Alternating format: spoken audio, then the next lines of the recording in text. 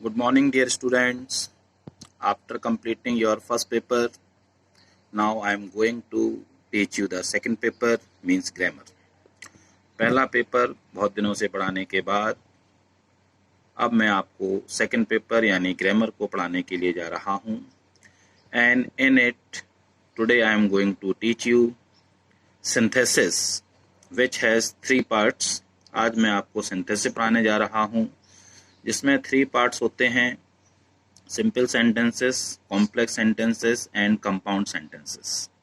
Simple sentences, complex sentences and compound sentences में जो तीनों में जो सबसे छोटा टॉपिक है और इजी टॉपिक है, इट इज़ कंपाउंड सेंटेंसेस. ये कंपाउंड सेंटेंसेस है.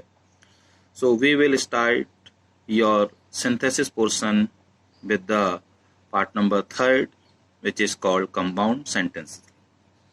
सिंथेसिस पोर्शन को हम इसके तीसरे पार्ट कंपाउंड सेंटेंसेस से प्रारंभ करेंगे.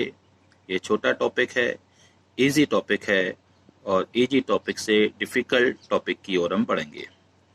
Dear students, as you know, synthesis means to combine 2 or more than 2 sentences. Synthesis का अर्थ होता है 2 या 2 से अधिक वाक्यों को जोड़कर एक वाक्य बनाना. So for simple sentences, for complex sentences and for compound sentences, to combine the sentences there are different rules. तीनों में ही सिंपल सेंटेंसेस को बनाने के लिए अलग नियम हैं. कॉम्प्लेक्स सेंटेंसेस को ऐड करने के लिए, कंबाइन करने के लिए सेकेंड प्रकार के रूल्स हैं और कंपाउंड सेंटेंसेस में वाक्यों को जोड़ने के लिए हमको अलग प्रकार के नियमों की मदद लेना पड़ती है. So dear students, it's a very important topic, बहुत ही इंपॉर्टेंट टॉपिक है. And before doing the exercise को करने से पहले today I will explain you all the rules with examples. आज मैं आपको सारे रूल समझाऊंगा एग्जाम्पल की मदद से. So first of all, what is compound sentence. हम समझते हैं कंपाउंड सेंटेंस क्या होते हैं. 2 या 2 से अधिक वाक्यों को जोड़कर एक कंपाउंड सेंटेंस बनाने के लिए निम्न 4 कोऑर्डिनरी कंजंक्शंस का प्रयोग करते हैं. कंपाउंड सेंटेंस को बनाने के लिए हमको 4 कोऑर्डिनेटिंग कंजंक्शंस का प्रयोग करते हैं. कंपाउंड सेंटेंसेस में हम उस प्रकार के वाक्यों को जोड़ते हैं जहां पर दोनों ही वाक्य इंडिपेंडेंट होते हैं, बिल्कुल स्वतंत्र होते हैं एक दूसरे से, और उनको जोड़ने के लिए हम 4 प्रकार के नियमों की मदद लेते हैं, जिसमें फर्स्ट है हमारा क्यूमुलेटिव कंजंक्शंस, जिसका हिंदी अर्थ होता है समान पदीय संयोजक. क्यूमुलेटिव कंजंक्शंस का अर्थ होता है समान पदीय संयोजक. इस नियम का प्रयोग हम कब करते हैं? यदि 2 वाक्यों में परस्पर समानता पाई जाती है. यदि 2 वाक्यों में परस्पर समानता पाई जाती है तो ऐसे वाक्यों को and as well as both and, not only but also से जोड़ते हैं. यदि हमारे सामने 2 वाक्य हैं और दोनों ही वाक्यों में एक सिमिलरिटी पाई जाती है, समानता पाई जाती है, तो ऐसे वाक्यों को जोड़ने के लिए हम and, as well as, both and, not only but also की मदद लेते हैं. या ऐसा कह सकते हैं, यदि 2 कार्य एक ही दिशा में हो रहे हैं, यदि 2 कार्य एक ही दिशा में हो रहे हैं तो भी हम इस नियम की मदद से वाक्यों को जोड़ सकते हैं. इस प्रकार के वाक्यों में एक ध्यान देने वाली बात यह होती है कि इस प्रकार के वाक्य या तो एंड से जुड़ते हैं या फिर चारों शब्दों से जुड़ते हैं. अर्थात इसके अंतर्गत हमको वाक्यों को जोड़ने के लिए या तो स्थिति ये पाई जाएगी कि जो वाक्य है वो एंड से भी बनेगा, एज वेल एज से भी बनेगा, बोथ एंड से भी बनेगा, not only but also say भी बनेगा, चारों से ही बनेगा, और या फिर वह वाक्य केवल एंड से बनेगा. यहाँ पर अंतर क्लियर करता हूँ. यदि 2 वाक्य एक ही दिशा में हो रहे होंगे, यदि 2 वाक्य एक ही दिशा में हो रहे होंगे, जैसे मैं स्टेशन गया और मैंने टिकट खरीदी, यदि एक ही दिशा में 2 कार्य हो रहे होंगे तो वाक्य एंड से जुड़ेगा, और यदि दोनों वाक्यों में समानता होगी तो वह वाक्य चारों से ही जुड़ेगा. Let us see the example. हम उदाहरण देखते हैं. I went to Agra, I saw the Taj. मैं आगरा गया, मैंने ताजमहल देखा. देखिए, इस वाक्य को हम देखते हैं, दोनों वाक्य इंडिपेंडेंट हैं, दोनों ही वाक्य स्वतंत्र हैं. और मैं आगरा गया, ये मैंने एक कार्य किया. आई सॉ द ताज, और वहां जाकर मैंने ताजमहल को देखा। यानी ये एक ही दिशा में दो कार्य हो गए, आगरा जाना और आगरा जाकर ताजमहल को देखना।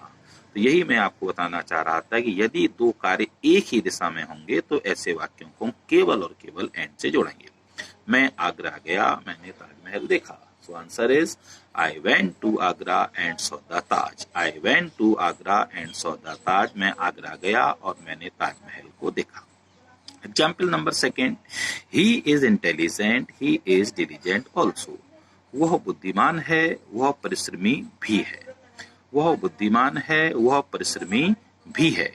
अब देखते हैं इन दोनों वाक्यों में समानता पाई जाती है, अर्थात एक इंसान के अंदर दो समान गुण है कि वो बुद्धिमान भी है और परिश्रमी भी है। इससे बिल्कुल स्पष्ट है कि ये सेंटेंस चारों ही शब्दों से जुड़ेगा, एंड से भी, एज वेल एज से भी, बोथ एंड से भी, और not only but also say भी। देखते हैं, he is intelligent and diligent. वह बुद्धिमान और परिश्रमी है। He is intelligent as well as diligent. वह बुद्धिमान होने के, वह परिश्रमी होने के साथ साथ बुद्धिमान भी है। He is both intelligent and diligent. वह बुद्धिमान और परिश्रमी दोनों है। He is not only intelligent but also diligent. वह न केवल बुद्धिमान है बल्कि परिश्रमी भी है। ऐसे वाक्यों में हम ऑल्सो अगर जुड़ा होता है सेंटेंस में तो उसको हटा देते हैं। तो four answers, he is intelligent and diligent, वो बुद्धिमान और परिश्रमी है। He is intelligent as well as diligent, वह परिश्रमी होने के साथ साथ बुद्धिमान है। He is both intelligent and diligent, वह बुद्धिमान भी है और परिश्रमी भी है। और he is not only intelligent but also diligent, वो न केवल बुद्धिमान है बल्कि परिश्रमी भी है। तो यदि दो वाक्यों में समानता पाई जाती है तो ऐसे वाक्यों को हम क्यूमुलेटिव कंजंक्शंस से की मदद से सॉल्व करते हैं।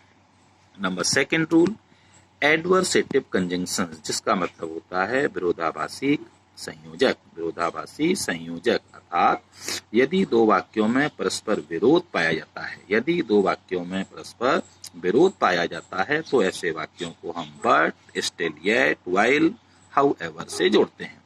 यदि दो वाक्यों में परस्पर विरोध पाया जाता है तो ऐसे वाक्यों को but, still, yet, while, however से जोड़ते हैं। व्हाइल, हाउएवर का प्रयोग कम होता है, बट, स्टिल, येट का प्रयोग ज्यादा होता है। और बट, स्टिल, येट लगभग एक दूसरे के पूरक के रूप में कार्य करते हैं, अर्थात जहां हम बट का प्रयोग कर सकते हैं वहां स्टिल का भी कर सकते हैं, और जहां स्टिल का प्रयोग कर सकते हैं वहां पर येट का भी प्रयोग कर सकते हैं। लेकिन शर्त यह है कि दोनों वाक्यों में विरोधाभास होना चाहिए, अपोजिट सेंस होना चाहिए। Example, I am poor, I am happy. मैं गरीब हूँ, मैं प्रसन्न हूँ।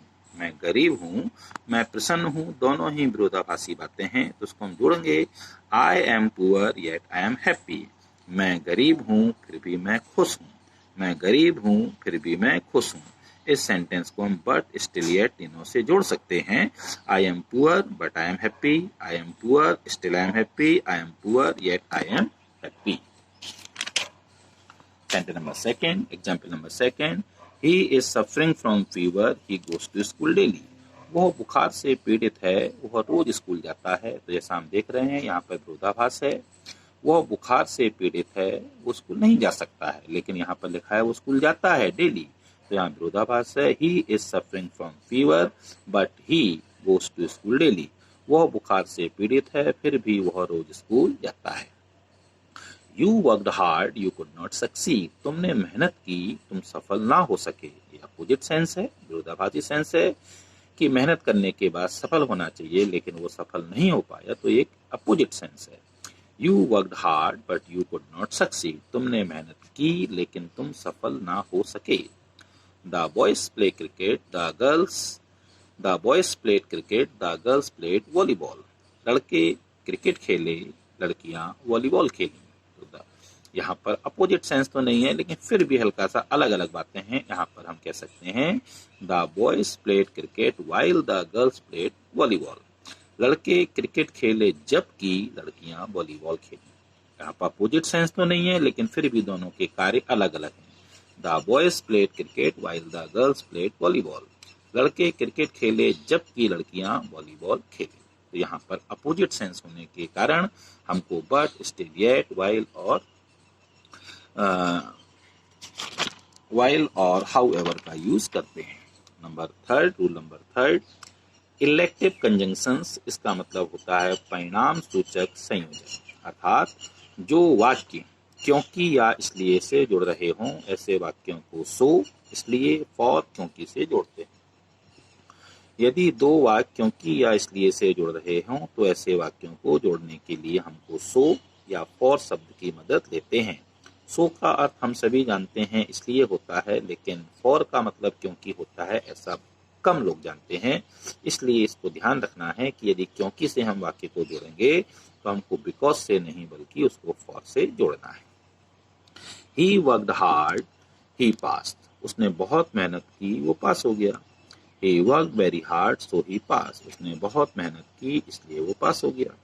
यदि हम इस सेंटेंस का क्रम चेंज कर देते हैं तो ये सेंटेंस क्योंकि से जुड़ जाएगा। He passed for he worked very hard, वो पास हो गया क्योंकि उसने बहुत मेहनत की। He cannot buy a car, he is poor, वह एक कार नहीं खरीद सकता, वह गरीब है। He cannot buy a car for he is poor, he cannot buy a car for he is poor, वह गरीब है, वो एक कार नहीं खरीद सकता क्योंकि वो गरीब है। यहाँ पर जो बिकॉज वर्ड का यूज है इसको हटाना है, ये गलत है। यहाँ पर हम फॉर शब्द का यूज करेंगे। He is poor so he can buy a car, वो गरीब है इसलिए वो एक कार खरीद सकता है। तो यहाँ पर हमको ध्यान रखना है बिकॉज का यूज नहीं करना है, फॉर या सो का यूज करना है। फॉर का मीनिंग क्योंकि के लिए, सो का मतलब क्यों, इसलिए के लिए। और यदि हम सीरीज चेंज कर देते हैं तो यदि हमारा वाक्य सो से जुड़ रहा है तो फिर वो फॉर से जुड़ता है, यदि फॉर से जुड़ रहा है तो वो वाक्य फिर सो से जुड़ जाता है। Rule number 4 and the last, alternative conjunctions यानी वैकल्पिक संयोजक। ये एक अच्छा रूल है। यदि दो वाक्य शर्त के आधार पर या चुनाव के आधार पर जुड़ रहे हों तो ऐसे वाक्यों को और, अदरवाइज, एल्स, आइदर और, नेदर नॉर से जोड़ते हैं। यदि दो वाक्यों में शर्त यानी कंडीशन जुड़ी हुई हो यानी तो ऐसे वाक्यों को हम और, अदरवाइज, एल्स, ईदर और, नीदर नॉर से जोड़ते हैं। यदि दो वाक्य शर्त के आधार पर जुड़ रहे हों या दो कार्यों में से हमें किसी एक कार्य को चुनना हो तो ऐसी स्थिति में और, अदरवाइज, एल्स मतलब नहीं तो, वरना, अन्यथा या फिर चॉइस करने के लिए आइदर और नाइदर नॉर का यूज करते हैं। यदि दोनों वाक्य नेगेटिव होते हैं तो ऐसी स्थिति में हमको वाक्य को नाइदर नॉर से ही जोड़ना पड़ता है। Example number first, work hard you will not fail, you work hard you will fail in the exam. मेहनत करो तुम परीक्षा में फेल हो जाओगे। मेहनत करो तुम परीक्षा में फेल हो जाओगे। वर्क हार्ड और, otherwise, else you will fail in the exam. मेहनत करो नहीं तो, वरना, अन्यथा आप परीक्षा में फेल हो जाओगे। आपको इन तीनों शब्दों में से किसी एक का चुनाव करना है, और या अदरवाइज या एल्स, किसी एक का। तीनों का अर्थ एक ही है। Go for a morning walk you will lose your health. सुबह घूमने के लिए जाओ आपका स्वास्थ्य खराब हो जाएगा। Go for a morning walk otherwise you will lose your health. सुबह घूमने के लिए जाओ नहीं तो, वरना, अन्यथा आपका स्वास्थ्य खराब हो जाएगा। तीन शब्दों में से किसी एक शब्द का चुनाव का प्रयोग करना है।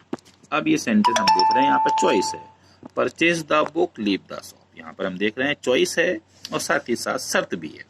तो purchase the book leave the shop, पुस्तक खरीदो दुकान को छोड़ दो। परचेज द बुक और लीव द शॉप, यहाँ पर शर्त है कि पुस्तक खरीदो नहीं तो दुकान को छोड़ दो।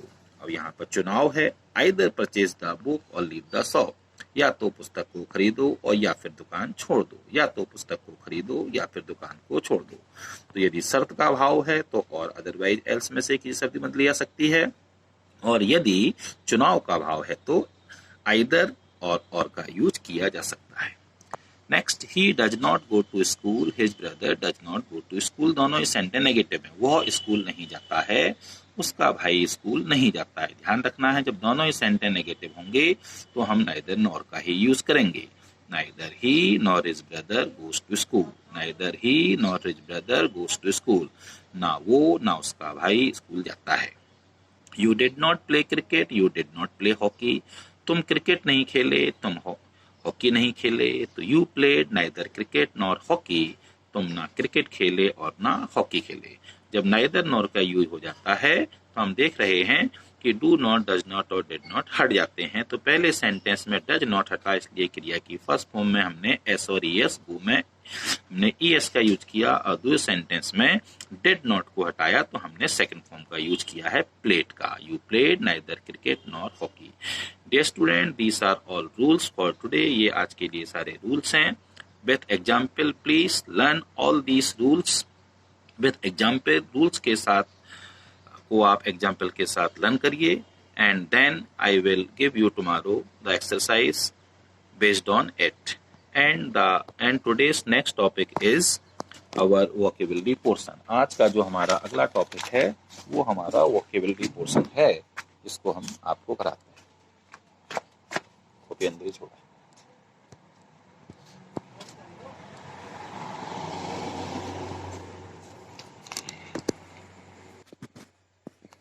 Yes, dear students, now we are going to our vocabulary portion. And yesterday we did up to 70 sentences. Now today we are going to study from 71 to 80. Now it's actually video बड़ा हो रहा है, तो मैं आपको केवल आज जो मैं आपको वोकेबलरी पढ़ा रहा हूँ उसको मैं समझा नहीं पाऊंगा। वीडियो बड़ा हो रहा है, डाउनलोड नहीं हो पाएगा, इसलिए मैं वोकेबलरी और इंग्लिश कन्वर्सेशन की केवल आपको पिक ही भेज पाऊंगा।